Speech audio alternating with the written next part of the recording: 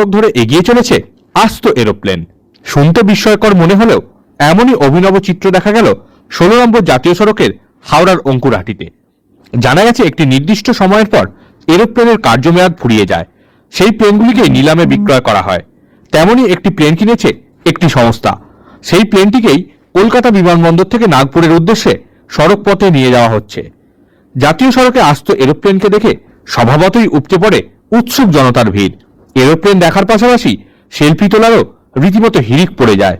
যে গাড়িতে প্লেনটি নিয়ে যাওয়া হচ্ছে তার চালক জানান এটি শিক্ষামূলক কাজে ব্যবহার করা হবে। সেই উদ্দেশ্যেই কলকাতা থেকে মহারাষ্ট্রের নাগপুরের উদ্দেশ্যে নিয়ে যাওয়া হচ্ছে। তিনি আরও জানান এই অবশ্য প্রথম না, এর আগেও বেশ কয়েকবার তিনি দেশের বিভিন্ন প্রান্তে সড়ক পথে এরোপ্লেন নিয়ে গেছেন। ये कलकत्ता एयरपोर्ट, ये नागपुर कॉलेज में जाएगा, नागपुर महाराष्ट्र। ये कॉलेज में डेमो के लिए जा रहा है।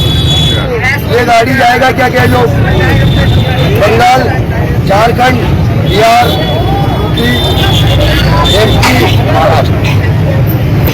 सर अब देखिए रोड क्लियर होने पे मतलब कोई गाड़ी ब्रेक डाउन लेट थोड़ा ही है ना, मतलब थोड़ा लंबा है तो बाईपास जो एंट्री सब कुछ लगता है 10-15 दिन, 14-15 दिन लगता है सब कुछ ऐसा।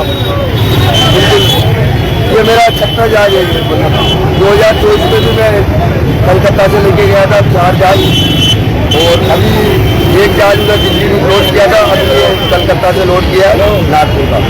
हाँ हेल्प करता है सर, जैसे कोई रोड ट्रैफिक कुछ भी है तो हेल्प करता है। समस्या क्या है, जो डॉक्यूमेंट जो रूल्स है वो है, बाकी जो हेल्प की जगह हेल्प करती है पुलिस, पब्लिक भी हेल्प करती है, पुलिस भी हेल्प करती है, और हमें थोड़ा टाइमिंग से चलना पड़ता है।